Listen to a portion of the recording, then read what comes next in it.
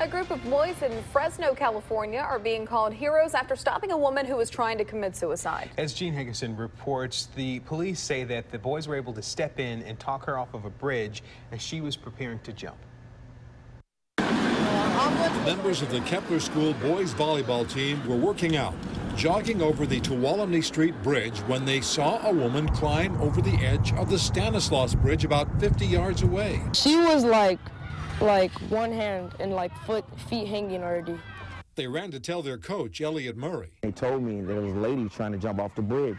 All 12 of them screaming, call 911, call 911.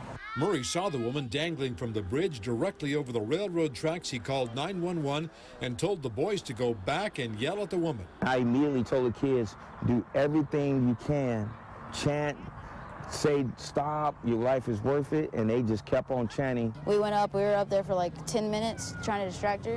What were you saying to her? We were like, stop and stuff, like it's not worth it. The woman managed to pull herself up to safety and police arrived. We contacted her, found out that she was actually trying to commit suicide, and the officer placed her on a mental health evaluation hold for 72 hours to be evaluated by mental health workers.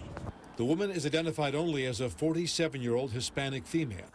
Coach Murray believes if not for the boys on his team, she would have let go. By hearing those kids, and she took a glance and seen those kids, it registered to her, I can't do this in front of them. By kids chanting, stop, stop, stop, don't do that, your life is worth it.